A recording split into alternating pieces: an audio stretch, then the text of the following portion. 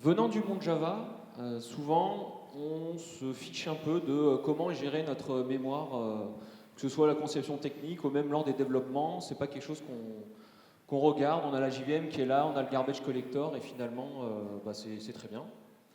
En plus de ça, on a des laptops qui ont souvent entre 16 et 32 Go, voire plus de mémoire disponible sur ordinateur. Et donc, c'est beaucoup plus que ce qu'on peut avoir généralement en production. Et donc, souvent, on s'intéresse aux problèmes de mémoire quand il y a des problèmes en production, quoi. Et donc, c'est un peu ce qu'on va vous raconter, ce qu'on a vécu il y a quelques temps avec Yvan. Ça a pété en prod et il a fallu faire des petites optimes dans le temps imparti. Donc je me présente, je suis Damien Lucas, je suis tech lead archi backend en fonction des projets sur lesquels j'interviens. Je suis chez OnePoint à Bordeaux depuis un peu plus de 11 ans. Et voilà, vous pouvez aller retrouver sur mon GitHub les slides ainsi que les démos qu'on va vous montrer durant ce talk. Quant à moi, c'est Yvan Bétus, je suis tech lead chez OnePoint et ça fait 5 ans que je travaille chez eux. Bientôt sur mon GitHub, un article qui reprend tout ce qu'on va un petit peu vous dire aujourd'hui. Et vous avez un petit QR code mystère à scanner si vous avez envie. Donc dans ce talk, on va essayer de s'articuler autour de 3 démos. Il y en a une qui sera plutôt sur une présentation des outils avec des exemples assez simples pour vous montrer un petit peu ce qu'on a utilisé pour notre cas de figure. Et puis 2 autres démos qui seront centrées vraiment plus sur de l'optimisation de code, etc., des petites choses à surveiller quand on développe. On va vous jouer ça sous forme de sketch qui représentera bien l'arrivée de Damien dans mon projet pour m'aider à remonter un petit peu la barre. Bienvenue dans l'équipe, Damien. Merci beaucoup. Bon, dis-moi, c'est quoi le projet? Vous faites quoi sur ton projet? Alors, je vais t'expliquer. Donc, on est sur... Oui, je t'en prie, vas-y, Okay, va t'installer. On travaille donc sur un projet qui est un projet d'éditique. Alors, l'éditique, c'est pas très connu en général du grand public. C'est tout ce qui concerne la communication de masse entre des entreprises et leurs clients. Alors l'éditique, il y a plein de domaines. Nous, en l'occurrence, on fait du courrier, donc on fait du papier. Un truc un petit peu à l'ancienne. C'est un projet qui est assez legacy, qui est dans l'entreprise depuis longtemps. Ça a grossi petit à petit, et il y a eu une perte de connaissances fonctionnelles du projet. Alors en termes de techno et de stack, on est sur quelque chose de relativement classique. On a des modules Spring pour faire du batch. On a une base de données Postgre, et puis comme tu vois ici, on a les clients de notre client qui lui envoient des courriers qu'il voudrait imprimer. Ça passe dans notre chaîne, dans tous nos modules, on les prépare à l'impression, on les imprime et on les donne à la poste pour qu'il les envoie. Il y a des pics de consommation sur cette chaîne. Chaque année, on a des très très fortes volumétries à des moments clés. En général, on va imprimer jusqu'à 4, 5, 6 millions de courriers sur 2 week-ends environ dans l'année. Et le problème, c'est que cette chaîne, elle a tendance à exploser en production. L'année dernière, on a consommé jusqu'à 96 gigas de RAM. 96 gigas pour ça? Ouais, alors, pour ça, et un peu plus. En fait, la chaîne, elle ressemble un petit peu plus à ça, ça reste assez schématique. Bon, on a des moteurs de tri postaux pour trier un petit peu les courriers. On a un progiciel de traitement d'images pour retoucher parfois les courriers quand il y a besoin. Un portail d'administration, mais aussi et surtout un ordonnanceur au milieu de tout ça. Donc un ordonnanceur, un logiciel qui va permettre de piloter tous nos batchs Java. Et le problème, c'est qu'il est capable de lancer ces batchs en parallèle. Et donc tu comprends bien que quand tu as un batch qui consomme peut-être 3 Go de RAM, que tu en as 10 qui partent en parallèle, tu te retrouves à gérer du 30 Go et donc voire du 96 en l'occurrence. Notre problématique, c'est que cette année, le pic de consommation attendu est encore plus fort que les années précédentes, puisqu'on a gagné des marchés. La chaîne consomme de plus en plus de RAM, et évidemment, le client nous a dit, à un moment, on ne va pas juste rajouter des barrettes en prod, il faut trouver une solution, parce qu'ils ne sont pas très confiants. Donc, ce que j'ai envie de te poser comme question, et tu peux revenir avec moi, qu'est-ce que tu envisages comme solution à ce problème? Ok. Ben alors du coup, est-ce que vous avez un environnement de perf ou des tests de perf disponibles déjà sur le projet? Alors on n'a plus d'environnement de perf, ça coûtait trop cher à maintenir selon le client. Ok, d'accord. Est-ce qu'on a des métriques sur les composants, un peu d'observabilité Non, on a rien du tout. Rien. Les accès aux logs de prod peut-être des anciens runs pour voir au moins ce qui prend du temps. Alors, il faudrait négocier avec l'exploit, mais les logs de l'année dernière, on les a plus, ça c'est sûr. Ok, d'accord. Est-ce qu'on a une intuition un peu sur tous ces composants-là, ceux qui peuvent un peu consommer? Alors, ce qu'a fait le client, c'est qu'il a identifié les modules qui explosent le plus souvent en prod. Il nous a fait une petite liste. Ok. En fait, on n'a rien, quoi. Ouais, on n'a pas grand-chose, ouais. Ok. Et on a combien de temps alors pour faire ça? Eh ben, on a 3 semaines. 3 semaines? 3 semaines. Ah, ok. Alors, comment pouvoir s'y prendre? Est-ce qu'on peut remettre en place l'environnement de perf, tu penses? Alors, on a essayé de bricoler un truc, mais en fait, ça a pris énormément de temps et on n'a jamais réussi à le remettre en place. Ok. Mettre en place de l'observabilité, peut-être? Ça pourrait, mais le temps qu'on arrive à mettre quelque chose en place, je pense que les 3 semaines seront déjà écoulées. Ok. Bon, alors ce que je te propose, c'est peut-être, on pourrait prendre un gros fichier, un gros flux, on le demande au client, on essaie de le passer dans la chaîne, on set le XMX de nos programmes Java à 3 Go par exemple. Le XMX? Le XMX, c'est un argument qu'on va passer à nos programmes Java pour setter une valeur maximale de mémoire qu'ils pourront utiliser. Okay. Donc là, en l'occurrence, si on le met à 3 Go, ils ne pourront pas aller au-delà. Et donc si on fait passer un gros fichier, on va essayer de voir un peu le premier qui pète, quoi, et puis on analysera. Et on extrapole un peu les résultats en se disant qu'en prod, ça fera pareil, quoi. Bah ouais. Ok, ça me va. Bon, par contre, il est 17h30, on est vendredi. On verra ça la semaine prochaine. Ouais, ok. Ça me va bien. Je demande le fichier au client, ouais. Et puis comme ça, lundi, on se met dessus. Ok. Moi, je serai un peu en retard, donc commence sans moi. Ok, ça marche. Pas de souci. Pas de souci. Allez, bon week-end. Bon week-end, à lundi. Semaine numéro 1. Salut Damien. Salut Yvan, ça va? T'as passé un bon week-end? Très bon. En ton absence ce matin, j'ai commencé à regarder un petit peu le code et en setant donc mon XMX assez bas, j'ai fait exploser un premier module que je souhaiterais donc analyser avec toi. Ok. Alors il s'agit d'un module de parsing de données que je vais ouvrir tout de suite. Et il fait quelque chose d'assez simple, il va venir récupérer des courriers donc, en base de données, il va leur associer des métadonnées, qui sera à les lire dans un autre fichier, etc. Et il va enregistrer tout ce beau monde dans un fichier CSV.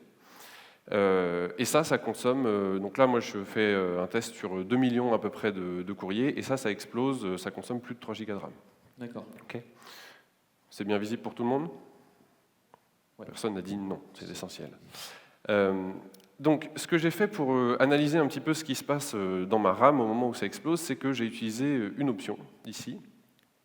Donc là, je suis dans IntelliJ, mais évidemment, ça marcherait avec n'importe quel IDE digne de ce nom. J'ai seté donc dans ma ligne de commande, évidemment, mon XMX à 3 Go, et puis également la génération d'un heap dump en cas d'erreur out of memory. Okay. Donc un heap dump, c'est vraiment un instantané de ta heap Java, à l'instant T, à l'instant où eh bien, là, ça a explosé en l'occurrence. Okay.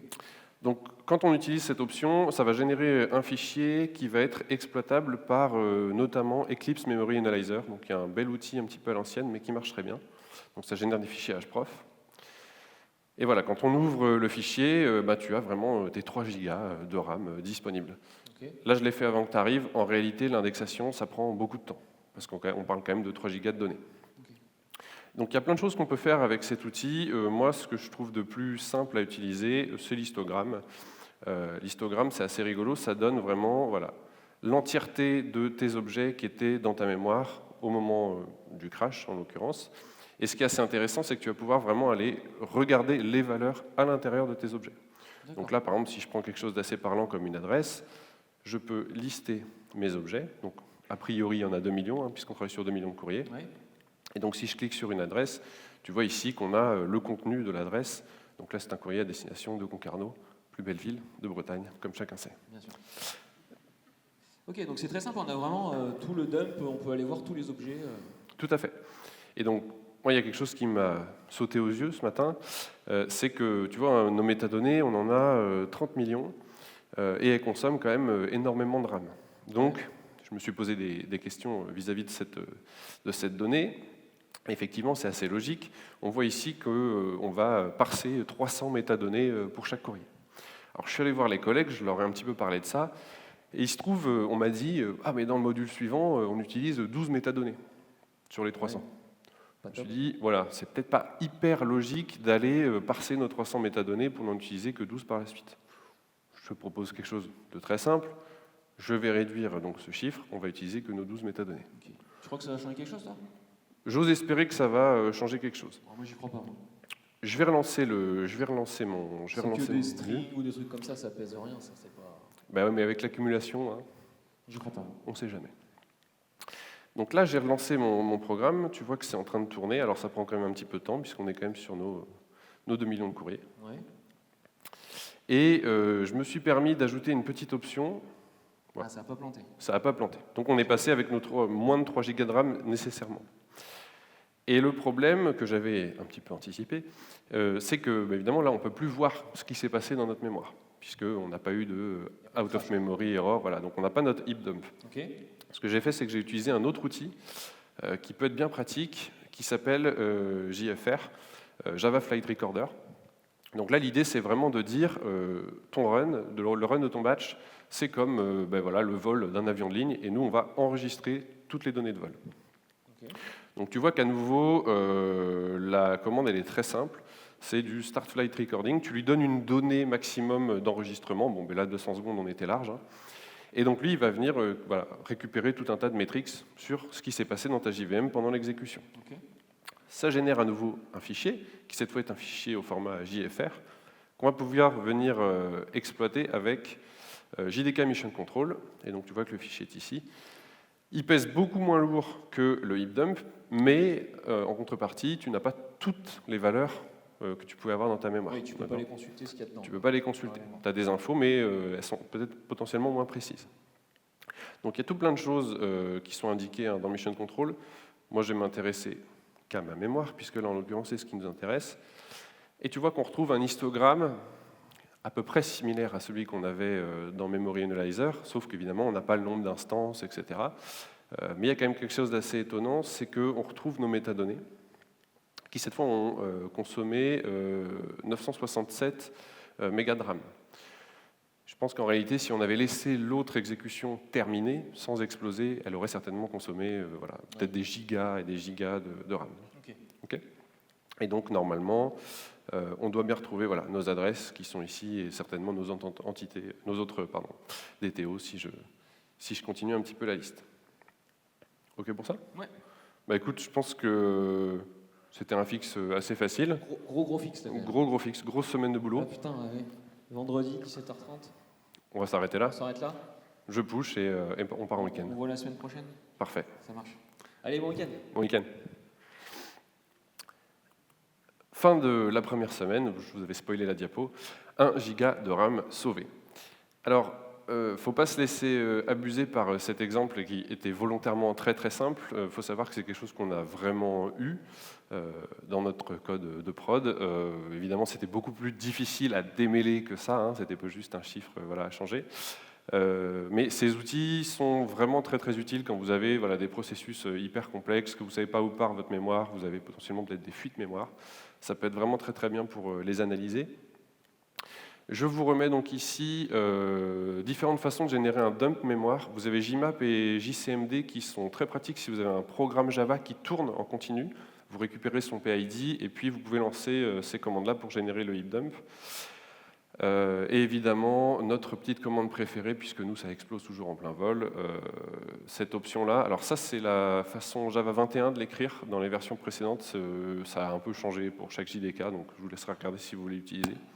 Et puis donc, en optionnel, le XMX pour faire exploser votre programme si jamais il ne consomme pas beaucoup. Et donc, Eclipse Memory Analyzer pour regarder un petit peu tout ça. JFR qui personnellement a ma préférence, c'est un peu plus léger à utiliser. Donc pareil, là vous avez vraiment la commande de base et JDK Mission Control qui est l'outil pour venir exploiter tout ça. Vous avez peut-être vu, on peut regarder ce que fait le garbage collector, on peut regarder ce que font les threads, etc. etc. Donc je vous invite vivement à aller explorer tout ça. Semaine numéro 2. Salut Yvan, ça va? Salut Damien, bon week-end? Un bon week-end? Ouais, nickel, et toi? Impeccable. Je te laisse me tenir le micro. Oui, ça va être un grand moment. Merci. Ok, donc moi, de mon côté, donc j'ai commencé à analyser un autre programme. Donc effectivement, ton fixe, il est bien passé, ça expose plus, ça expose un peu plus loin. Et c'est sur le module reporting. Ok. Donc je te montre rapidement ce que fait le composant. Il est plutôt très simple. Donc en fait, il y a une première étape où on va aller récupérer des données de la base de données. Et deuxième étape, on va écrire dans un fichier CSV. Donc on fait vraiment du reporting depuis ce qu'on a récupéré de la base de données. Donc là, je l'ai exécuté, mais ce qui est un peu embêtant, c'est que l'étape 1 elle dure hyper longtemps. Donc je me suis permis d'installer une extension Postgre sur la base de données, c'est PG Stat Statement. Sur la base de données de dev uniquement. Oui, Bien t'inquiète sûr. pas. Tu connais cette extension? Non.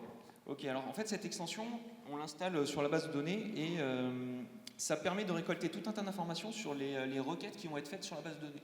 Donc on va voir les temps moyens, temps minimum, temps maximum. On peut même avoir une idée des quantités de données qui sont ramenées par les selects. Enfin, il y a énormément d'informations sympas. Donc ça c'est une première chose. Et je m'apprêtais aussi à faire un show SQL à trous dans Hibernate. Je ne sais pas si tu l'as déjà fait ça. Non, on s'en sert jamais. Ah ouais, Ouais. Bah, tu devrais peut-être. Ok. Souvent, ouais, il ne fait pas exactement ce qu'on veut, Hibernate. Donc voilà, donc là j'ai fait le setup, on va pouvoir le lancer. Donc je me suis un peu intéressé au profiling et j'ai vu que c'était intégré dans IntelliJ aussi. Je ne sais pas si tu l'as vu, mais il y a une option. Donc il intègre deux profilers, et dont celui dont tu m'as parlé, JFR. Ok. Donc on va l'utiliser. Je suis assez fan parce qu'on va pouvoir voir la consommation de mémoire et de CPU en temps réel. Ok, génial. Ok, donc là, comme je te disais, visiblement, il fait une requête sur la table courrier. Donc là, GCT, le cas de test, on est à 4 millions de courriers, je crois, pour avoir un peu de volumétrie. Là, c'est un peu long, là. C'est un peu long, effectivement. Donc là, on voit la conso mémoire qui est en train de... je pense qu'il est en train de vraiment de récupérer en mémoire dans notre composant les 4 millions de courriers. Donc il y a pas mal de données. Et donc voilà, donc on va voir... Ok. Alors attends, qu'est-ce qui se passe? Ok, là, ça paraît pas terrible. Voilà, alors attends, on va utiliser notre fameuse extension. Donc on va aller voir ce qu'on a dans notre console. Donc j'ai préparé une petite requête. Donc tu vois, ça c'est la vue PG Stat Statement. J'ai préparé une petite requête qui permet d'avoir des infos un peu plus sympas. Et donc, qu'est-ce qu'on observe? Donc là, on observe 4 millions de lignes qui ont été ramenées. Donc ça, c'est vraiment notre... si on regarde la query, c'est celle qu'on a vue qui était dans les logs, c'est les courriers. Et donc là, j'ai arrêté l'exécution avant, mais tu vois, on commençait à avoir 4000 requêtes sur la table des adresses. Ok. Donc là, en fait, c'est le problème de la N+1 query. Je ne sais pas si ça te parle. Non, c'est quoi ça? La N+1 query, c'est je récupère mes 4 millions de courriers, et pour chacun des courriers, en fait, visiblement, il y a une relation sur une table adresse, et donc on va faire 4 millions de requêtes sur adresse pour aller la récupérer. Tu veux dire qu'il ne fait pas un join? Non. Comportement par défaut d'Hibernate, visiblement. Ok, j'espère qu'on peut changer ça. Ouais, il y a un moyen très simple. Donc on retourne dans le code. Donc si on va voir notre entité courrier, elle doit avoir, voilà, comme je te disais, une relation adresse. Et donc il suffit de lui préciser la méthode de fetch en fait. Donc là on peut faire du join, du subselect. Ok. Donc là on pourrait faire du join comme on ferait classiquement en SQL. D'accord. Alors, on a un petit problème sur le projet, c'est que les entités sont partagées par tous les modules. Ouais. Donc, dans l'idéal, ce serait bien de ne pas les modifier directement pour ne pas aller impacter les autres modules. On ne sait pas trop si jamais il y avait des effets de bord. Tu penses qu'il y aura un effet de bord? Bon, ok. Alors, c'est pas très grave. Il y a une autre manière de faire, c'est qu'on pourrait directement réécrire la requête dans le repository. Ouais, ça me convient mieux, ça. Donc là, ce qu'on pourrait faire, on pourrait refaire une petite query. Ah, c'est pratique ton snippet, là. Ouais, j'utilise beaucoup celui-ci. D'accord. Il est pas mal. Donc, on fait notre join fetch. Et donc là, théoriquement, on ne devrait pas avoir la même requête. Donc si j'exécute, on va voir. Alors là, clairement, ça ne va pas du tout changer la consommation mémoire parce qu'on va ramener théoriquement la même quantité, mais en tout cas, on va éviter de matraquer la base de données. Alors, je crois qu'elle ne veut pas trop démarrer, là. Ouais, bon, on va relancer, c'est pas grave. Tu disais qu'IntelliJ c'était le meilleur IDE. C'est pas IntelliJ le problème. Cac. Ok, donc là, il a démarré, effectivement. Et normalement, on ne devrait plus avoir la même Donc là, on a le from courrier et on a bien notre join qui est fait. Ok, ça marche. Donc là, normalement, il ne fera pas ces 4 millions de requêtes derrière. Exactement. Ok, très bien. Bon. Comme tu disais, ça n'a pas changé grand-chose à notre conso-mémoire, là, ton histoire. Ben ouais, là, il va quand même il va essayer de tout récupérer.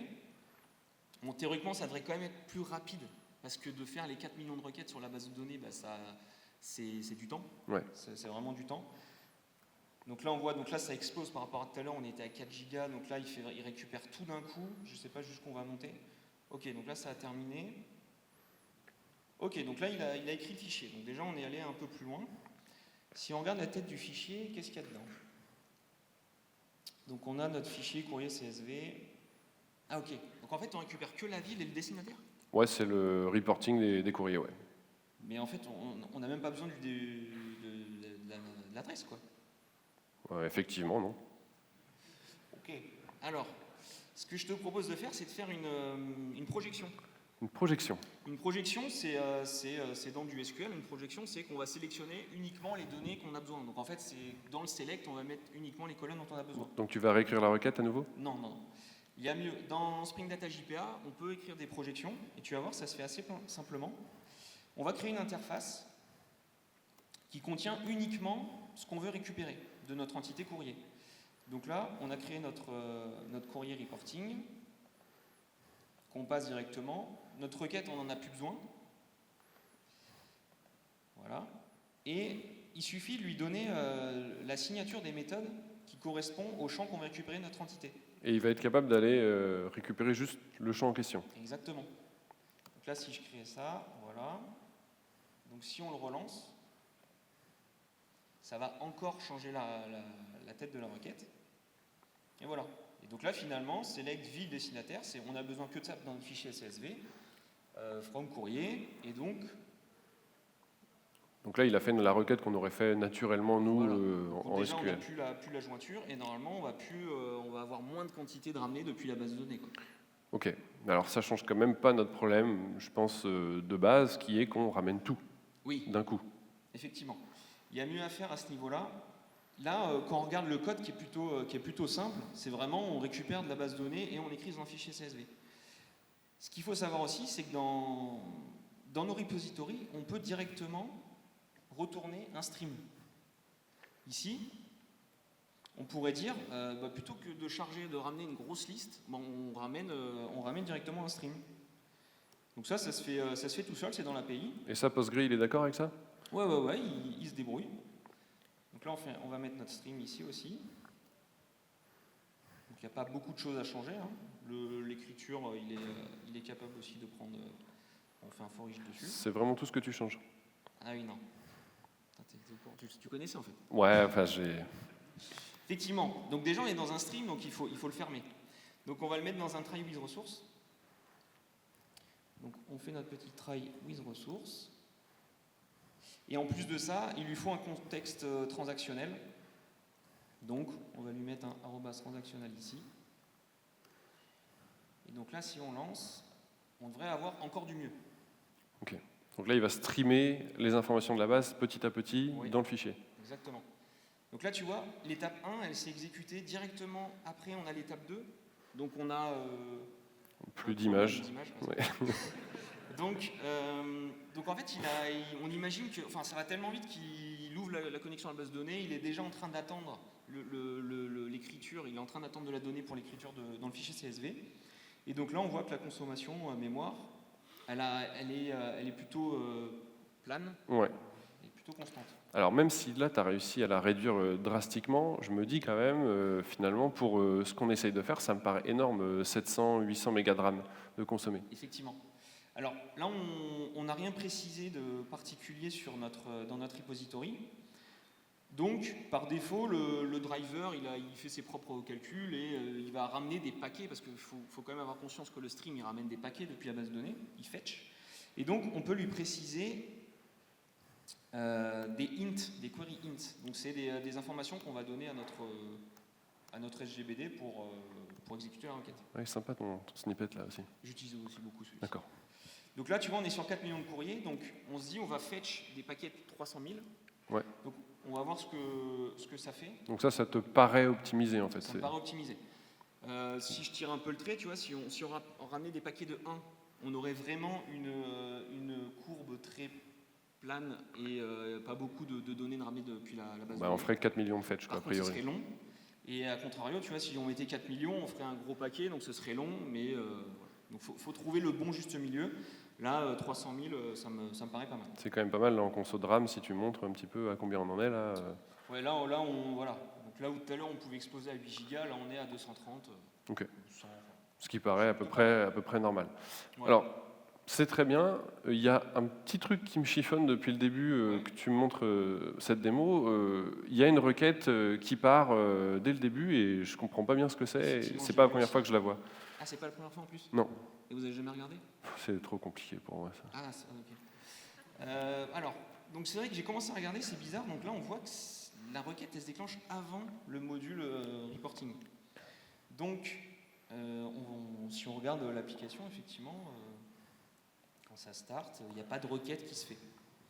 Ce que je te propose, c'est d'installer une librairie. Enfin, on va ajouter une librairie Hypersistence Utils. Je ne sais pas si tu la connais. Non. C'est un Java champion qui l'a fait, Vlad. Ok. Celui qui fait plein d'articles sur JPA, Hibernate, SQL.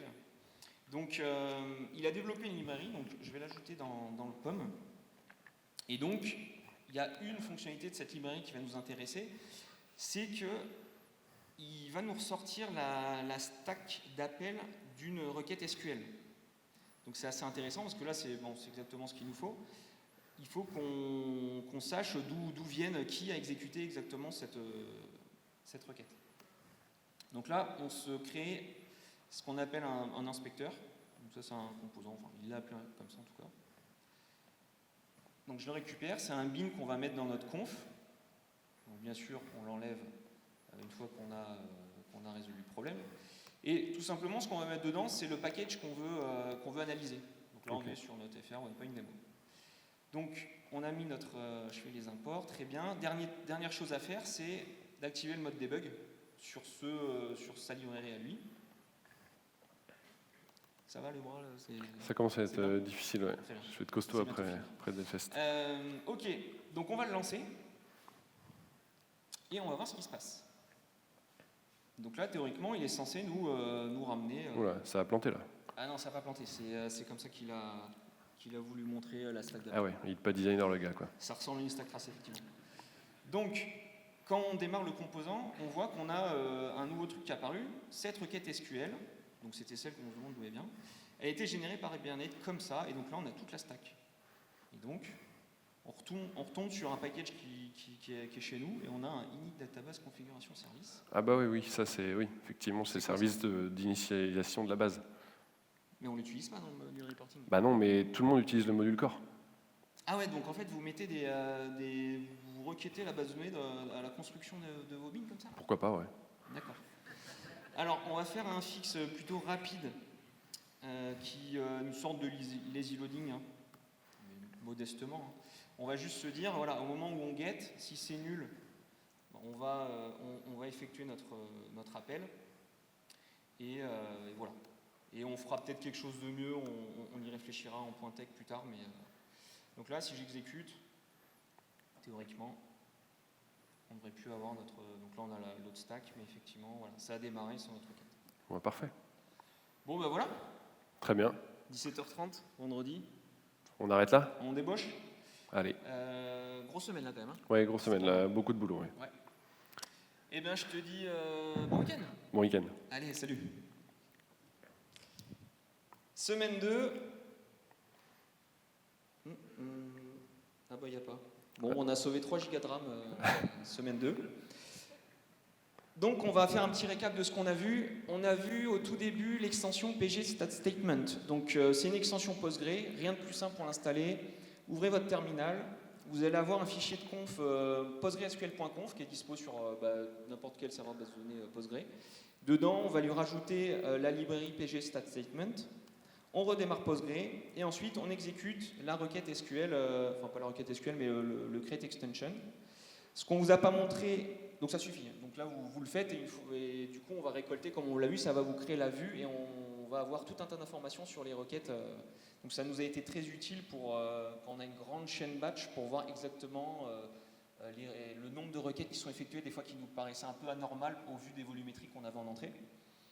Ce qu'on ne vous a pas montré, c'est qu'entre deux runs, il est possible de réinitialiser la vue, donc il suffit d'exécuter cette fonction. Ensuite, on a vu les projections dites fermées, donc ça c'est du SQL, hein. Les projections, c'est je veux dans mon select mettre uniquement les données qui sont nécessaires, donc c'est comme ça que ça fonctionne, on l'a vu. Il y a des projections dites ouvertes qui peuvent être un peu plus élaborées. Vous voyez là par exemple, on va créer un nouveau champ, comme si on créait un nouveau champ destinataire, qui est la concaténation des deux autres. On peut aussi mettre un @value sur un getter et appeler un service le service qui dedans, du coup, on va pouvoir faire des choses beaucoup plus élaborées. Donc pour être honnête, on ne l'a pas utilisé. C'est une piste qu'on a creusée sur notre projet, mais comme l'a dit Yvan, on avait une entité courrier qui était partagée dans 40 composants. Et en fait, elle avait une dizaine, voire une quinzaine de relations. Et c'est très compliqué d'utiliser les projections quand on a beaucoup de relations sur nos entités. Donc finalement, nous, ce qu'on a fait, c'est qu'on a fait un fork de notre entité courrier. On a mis uniquement les champs qui nous intéressaient et les relations dont on avait besoin. Et ça suffit. Ce qu'on veut vous dire par là, c'est évitons le select étoile qu'on a l'habitude de faire sans s'imaginer ce qui peut se passer derrière. Ensuite, donc, on a vu qu'on pouvait streamer, récupérer des données depuis la base de données. Donc ça, c'est hyper intéressant. On a plutôt l'habitude, quand on veut faire ça, de faire de la pagination. Donc ça, c'est un concept qui est assez commun, on va dire. Quand on a des API REST, on va récupérer des pages. C'est un peu plus coûteux parce que les pages, il faut avoir un count, il faut avoir le nombre total de pages, le nombre d'éléments par page, etc. Il y a un entre-deux aussi, quand on regarde la doc, ça s'appelle le slice. Donc on va récupérer des tranches. Et c'est un peu l'intermédiaire entre les deux, en termes de perf. Parce qu'en fait, on peut juste appeler la prochaine tranche dessus. Donc il y a une méthode next qui permet de récupérer la suite. Donc voilà. Et enfin, on a vu notre fameuse librairie de Vlad, Hypersistence Utils. Donc je vous invite à aller voir, des fois il y a vraiment des trucs assez sympas. Je ne sais pas si vous lisez un peu son blog, mais il y a des choses intéressantes. Et là pour le coup, nous, ça nous a vraiment permis de...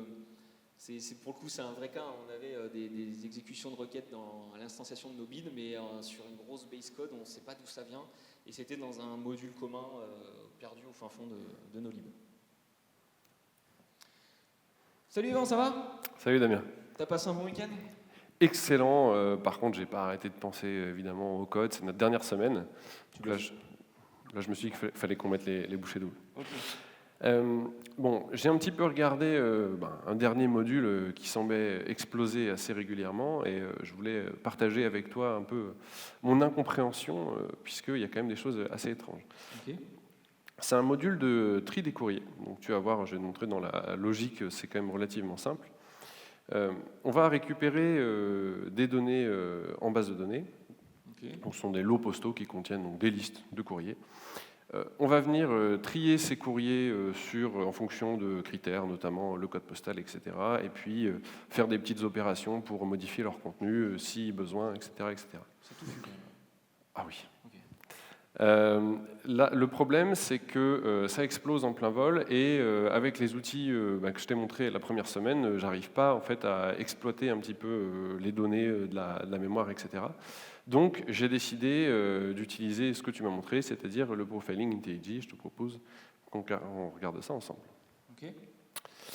Donc, je lance mon profiler et on va pouvoir regarder un petit peu en direct ce qui se passe. Donc, tu vois, comme toi, on a une phase un peu importante au départ de récupération des données. Ah. Oula. Et là, on a une boucle qui va récupérer plein de données en base. OK. Donc là, apparemment, on va chercher des refs postales. Donc ça, c'est une table de configuration. Et si je ne dis pas de bêtises, voilà, c'est utilisé par ici, ref postal repository. Okay.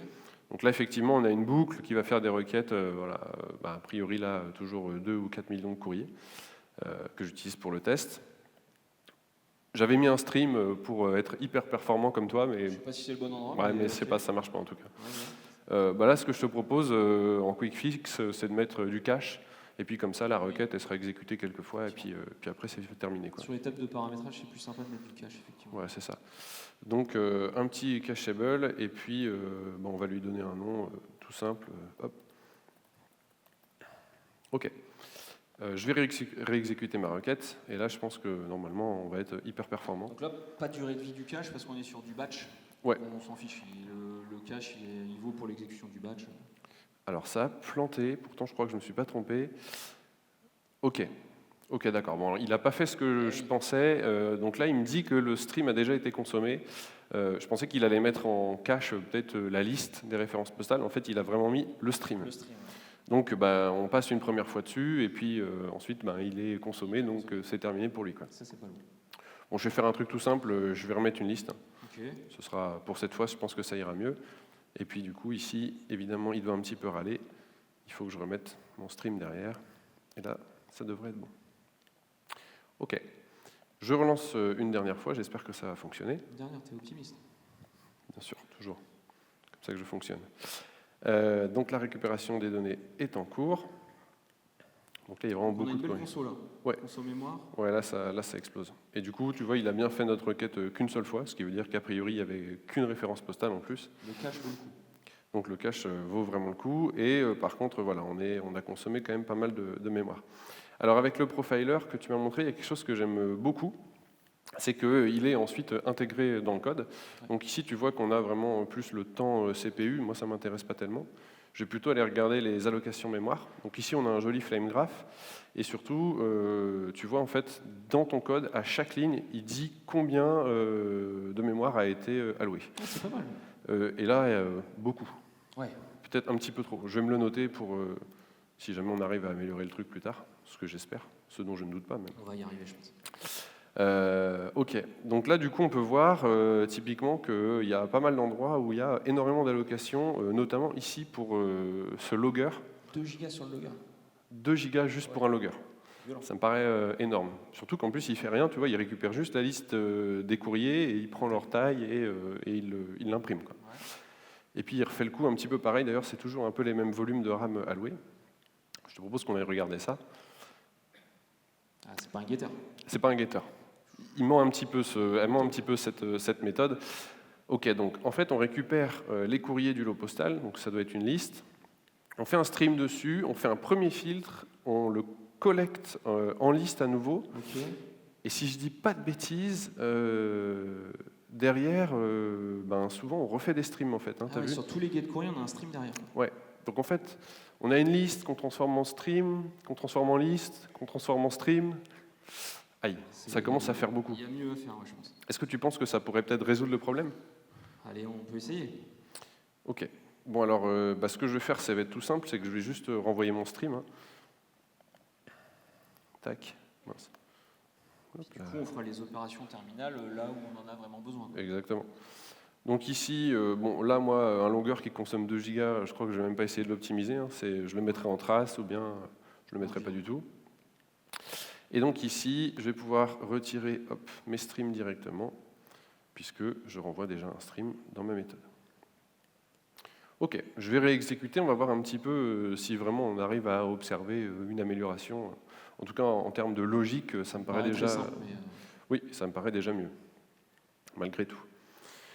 OK, donc on voit que ça explose un petit peu. Par contre, si je passe, c'est un petit peu plus rapide. Et si je regarde mon allocation mémoire, et ben voilà, quand même. divisé par 2. C'était gratuit. Ça fait du bien. Donc juste un collecte en moins, c'est vraiment pas mal. Bah, écoute, moi je suis assez fier de mon petit fixe, c'était très rapide. Ouais. On a divisé par 2. Puis 17h30, on est vendredi quand même. Ouais, c'est ça. Il va y avoir les PR qui vont passer. Ah, tu fais une paire là-dessus ? Ouais. Ok. Tu regarderas ? Ouais. On push ? Allez. Bon week-end ? Bon week-end. Eh ben, on a perdu vraiment toutes nos slides, mais 4 gigas de RAM sauvés. Vous l'avez vu. Bon, tout ça pour vous dire que les listes, c'est bien, les streams, c'est mieux, parfois, pas toujours. Bon, évidemment, c'était à nouveau un exemple un peu simple et rigolo. Ce qu'il faut savoir, c'est que c'est un vrai exemple de prod à nouveau, et que nous, on avait plutôt des allocations de l'ordre des 30 gigas. Donc, c'est vraiment quelque chose qu'il faut regarder. Utilisez les profilers. vraiment, c'est mon conseil. C'est facile, c'est pas cher, ça marche bien et ça vous permet de mettre en évidence très facilement ce genre de choses. Bon, évidemment, c'était un très mauvais usage de cache, hein, ce que j'ai fait. Il fallait plutôt corriger le code. Mais si jamais ça peut vous servir, il y a une annotation, donc Enable Caching, qu'il faut mettre sur sa classe de config avant de pouvoir faire donc, le petit cache que je vous ai montré. Ça ne marche pas que sur les repositories, hein, bien sûr, ça marche sur n'importe quelle méthode. Il prend les entrées, les sorties, il met tout ça de côté, et puis comme ça évitera des exécutants de méthodes coûteuses éventuellement. Et voilà notre tête au bout de 3 semaines qui était évidemment beaucoup plus intense que ce qu'on vient de vous jouer ici. Donc bien sûr, petit bilan. Donc voilà, on a livré tout ça en prod, les runs sont passés, les grosses volumétries sont passées et le client était content, on n'a pas eu de plantage. Comme on vous l'a dit, on n'avait pas d'observabilité avant, pas de métrique, on n'a pas eu après, donc incapable de savoir combien de mémoire on a pu réduire ou consommer. On était à l'aveugle. Tout ce qu'on a eu comme info, c'est que notre traitement a mis 2 heures en moins par rapport au run de l'année précédente, ouais, avec une plus forte volumétrie. Sur des runs de 10 heures à peu près, ils ont gagné 2 heures, ce qui est quand même pas négligeable. Et pourquoi ils ont gagné du temps? Parce que quand moins vous consommez, moins votre garbage collector y passe, vous optimisez peut-être quelques algorithmes, et donc évidemment on a gagné beaucoup de temps. Des requêtes en moins, etc. Voilà. Donc, pardon, c'est pas fini, to be continued, donc on a encore quelques chantiers bien sûr pour éviter que ça se reproduise. Et donc actuellement on est en train de mettre en place de l'observabilité sur notre chaîne de batch pour avoir les consos mémoire, pour aussi avoir des logs, enfin voilà, là on était vraiment à l'aveugle. Donc on est en train de mettre ça en place et dans un futur plus ou moins proche on mettra aussi en place des tests de perf pour anticiper ces problématiques. Voilà. Et si vous avez une chose à retenir de cette conf, c'est que voilà, il y a plein de... Alors si vous êtes javaïste, si vous faites d'autres langages, il y a d'autres outils qui marchent aussi très bien, certainement. Mais c'est juste, voilà, gardez un œil sur votre conso, CPU, RAM, c'est hyper facile avec les outils qu'on a maintenant. Vous voyez le coup des listes, voilà, c'est des trucs que ferait un junior, que j'ai peut-être fait moi aussi à une époque. Gardez un œil là-dessus quand vous faites vos relectures, etc. Ça peut sauver une prod derrière. Merci à tous. Donc vous allez retrouver 2 QR codes, celui de gauche donc, pour l'open feedback. Donc n'hésitez pas à nous laisser un message pour dire si c'était bien, si c'était pas bien. Et à droite, donc le GitHub avec les différentes démos ainsi que les slides. Et donc merci à tous. Merci beaucoup.